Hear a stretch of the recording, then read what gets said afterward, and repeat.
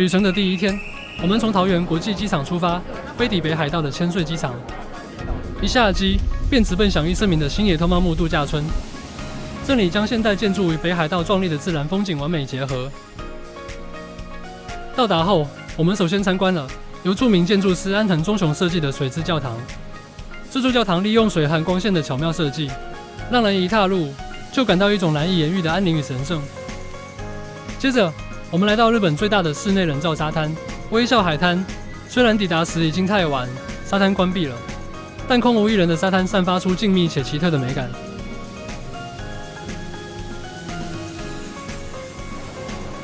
晚餐则是在被百年虾夷松林环抱的森林餐厅享用，周围的景色让人彷彿进入了梦幻的童话世界。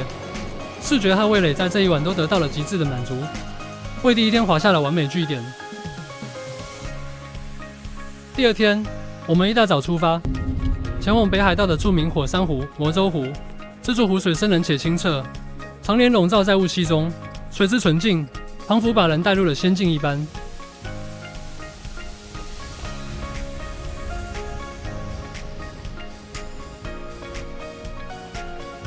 接着，我们前往驱邪入湖的沙汤，这里的沙地下埋藏着天然温泉，游客可以随手挖掘，享受温暖的泉水泡脚，体验与大自然的互动。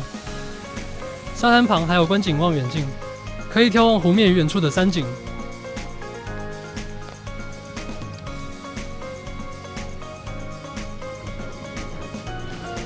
下午，我们探访了双美瀑布，这座瀑布水流如同双胞胎一般并排飞流而下，气势磅礴。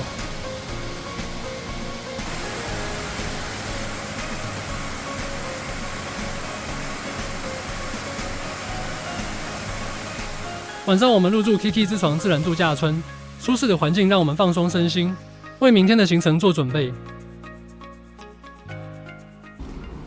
第三天一早，我们乘坐曙光女神号观光船，沿住之床半岛壮丽的海岸线航行。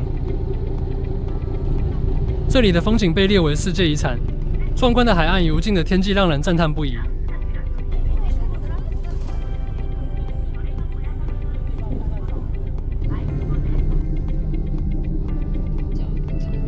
接着，我们来到北海道知床国立公园内的知床五湖。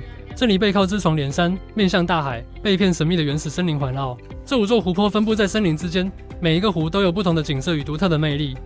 我们走高架木道，轻松前往一湖，全程大约30到40分钟，沉浸在自然的和谐氛围中。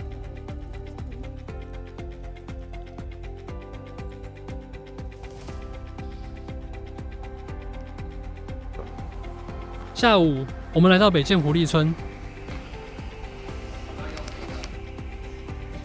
这里的狐狸会在游客身边自由活动，它们生动可爱，但我们得留意随身物品，因为狐狸有时会偷偷叼走游客的东西，让人哭笑不得。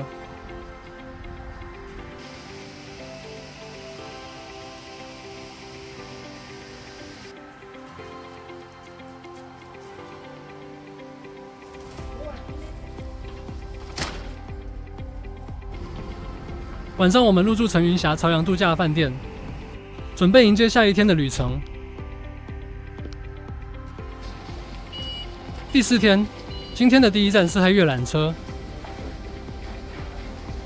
我们一路欣赏大雪山国立公园的山景，但红叶已经几乎全部凋落，且天气稍显阴沉，山中略带荒凉的景象，让人感受到北海道秋季的严酷气息。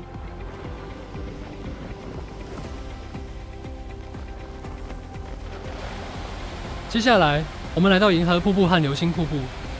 这2座瀑布一柔一刚，被称为夫妇瀑布。壮观的水流气势令人赞叹不已。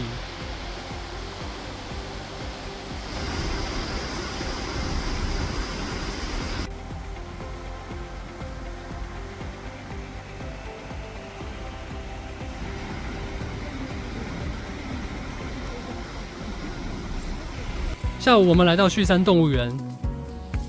这里的行动展示箱让我们能从水中隧道欣赏企鹅游姿。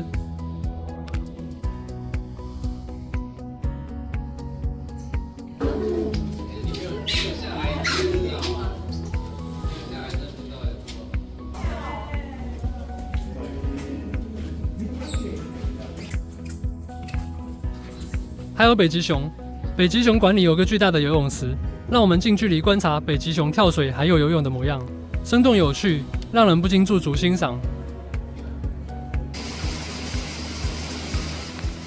动物园还有很多其他有趣的动物。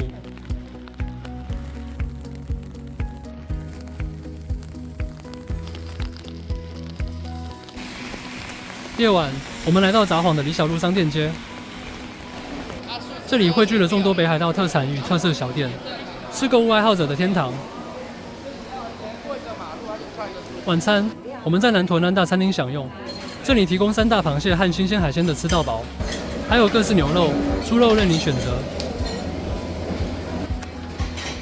还有握寿司，以及冰淇淋、甜点、水果可享用。导游还传授了快速拆蟹脚的技巧。然后就出来了。当晚，我们入住札幌普乐梅亚饭店，准备迎接第5天的行程。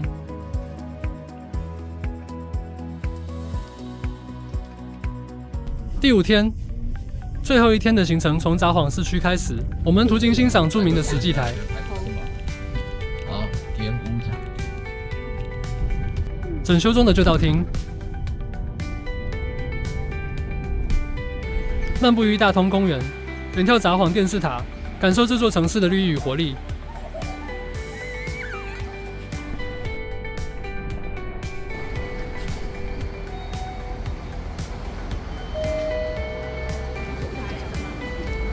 接着，我们驱车前往充满欧式风情的小樽市。首先来到小樽界町通商店街，这里店铺林立，贩卖着各式手工艺品、甜点和北海道特产。走在古老的街道上，两旁店家散发出怀旧氛围，让人彷彿置身异国。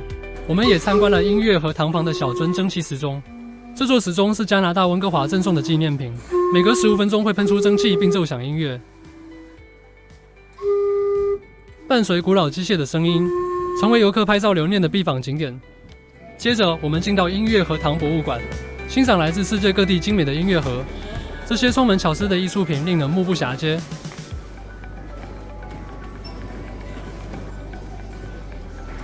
随后，我们漫步至小樽运河，欣赏横面流淌出的浪漫氛围。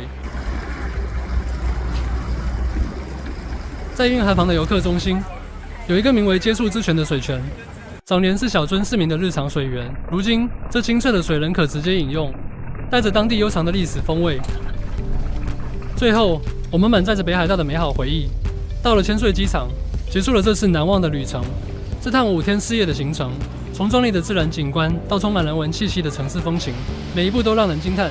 期待下一次再度探索这片北国美景。